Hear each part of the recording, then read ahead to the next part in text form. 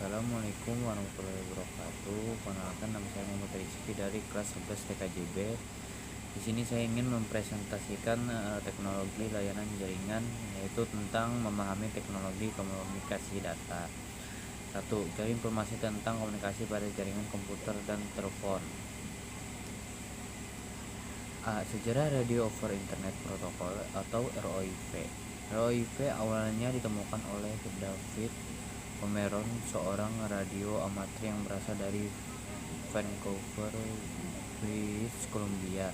Pada tahun 1998, David membuat Internet Radio Linking Project atau IRP. Teknologi ini diyakinkan menciptakan kemudahan, sifatnya ekonomis, dan dapat diandalkan membantu para radio amatir seluruh dunia. B. Jenis-jenis protokol pendukung ROIP. Pertama, base station. Base station pada jaringan wireless adalah suatu alat yang berfungsi untuk menghubungkan perangkat yang satu dengan perangkat yang lainnya yang berada dalam satu jaringan. Jaringan yang menggunakan base station adalah jaringan dari kabel. Yang kedua, UV gateway. UV gateway adalah UV yang berfungsi untuk menghubungkan jaringan lokal atau LAN dengan jaringan publik atau internet, atau bisa sebaliknya. UV gateway diibaratkan sebagai pintu keluar atau masuk sebagai sebuah gerbang antara LAN.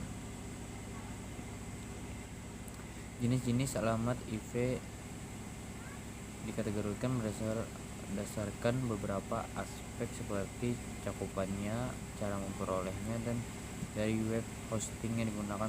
Simak penjelasannya di bawah ini yang berdasarkan luas cakupannya.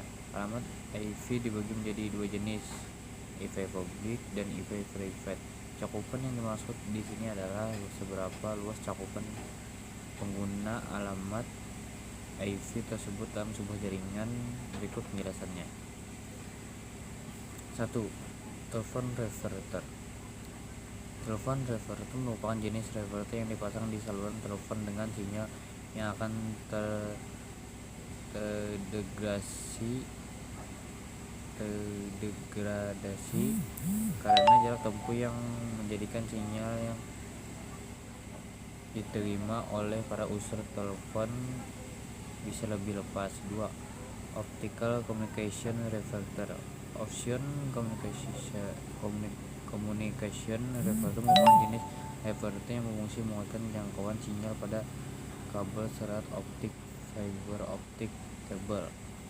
Di jenis reverter ini adalah serat kabel optik adalah informasi digital secara fisik berwujud sebagai light pulsa cahaya yang terbuat dari foton yang bisa tersebar secara mengacak dalam kabel serat optik. 3. Radio reverter. Radio reverter merupakan jenis reverter yang berfungsi untuk menguatkan sinyal radio. Pada umumnya, jenis reverter ini mempunyai satu antena yang fungsinya dan juga secara receiver dan transmitter.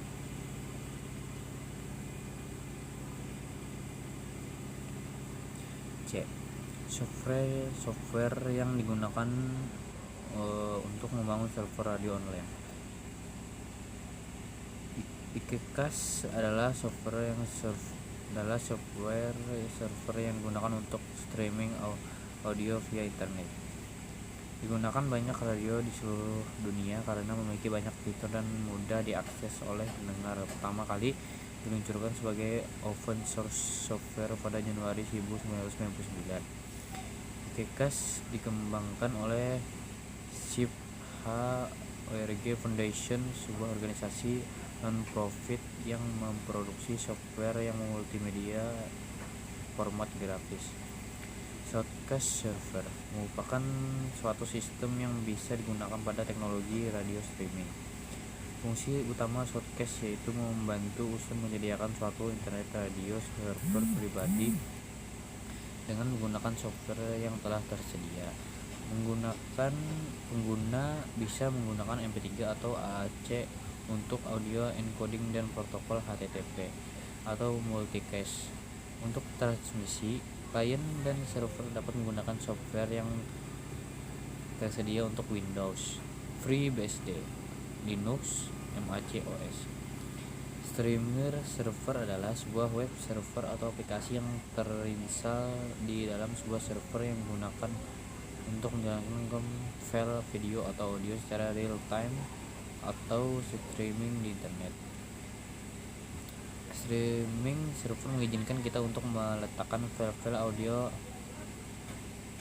atau video secara situs-situs video secara terpisah dari web server yang kita jalankan. Itu situs yang menyediakan layanan streaming video atau audio menggunakan streaming server untuk menjalankan layanannya. Contoh situs-situs yang menggunakan streaming server di antaranya YouTube, Meta Cafe, dan Mega Video. D. Cari informasi tentang perangkat komunikasi pada jaringan telepon dan komputer. Yang pertama, berbasis kabel wireline. Kabel tembaga adalah kabel yang terdapat tembaga di dalamnya sebagai konduktor dan telah digunakan dalam kabel listrik sejak penemuan elektromagnet dan telegraf pada tahun 1820-an. Penemuan telepon pada tahun 1876 juga ikut menciptakan permintaan lebih lanjut untuk menjadikan kawat tembaga sebagai konduktor listrik. Serat optik adalah saluran transmisi atau sejenis kabel yang terbuat dari kaca atau plastik yang sangat halus dan lebih kecil dari sehelai rambut, dan dapat digunakan untuk mentransmisikan sinyal cahaya dari suatu tempat ke tempat lain. Sumber cahaya yang digunakan biasanya adalah laser atau LED. Hybrid cloud, komputasi awan hibrida saat ini menjadi strategi pilihan perusahaan kelas dunia. Sebuah studi dan Flexera State of the Clouds 2020 melaporkan bahwa 74% responden dari 750 perusahaan yang disurvei menggunakan teknologi tersebut, dan hanya 22% yang murni menggunakan public cloud. Sementara itu, persentase menggunakan yang hanya menggunakan private cloud sangat sedikit, yaitu 2% saja. Statistik ini sejalan dengan perkiraan Gartner bahwa pada 2021 sebagian besar 75% perusahaan besar dan menengah atau menengah akan menggunakan pendekatan hybrid cloud. Nah, ini nirkabel atau wireless based transceiver station atau disingkat BTS adalah suatu infrastruktur telekomunikasi yang memfasilitasi komunikasi nirkabel antara peranti komunikasi dan jaringan operator. Base Station Controller atau BSC adalah perangkat yang mengontrol kerja BTS yang secara hierarki berada di bawahnya. BSC merupakan interface yang menghubungkan antara BTS komunikasi menggunakan A sampai B interface dan MSC komunikasi menggunakan A interface. Base Station Controller BSC dapat berupa CBSC, Mobile Switching Center atau MSS. MSC merupakan inti dari jaringan seluler, di mana MSC berperan untuk interkoneksi hubungan pembicaraan baik antar pelanggan seluler maupun antar seluler dengan jaringan telepon kabel PSTN ataupun dengan jaringan data. SMSC merupakan perangkat yang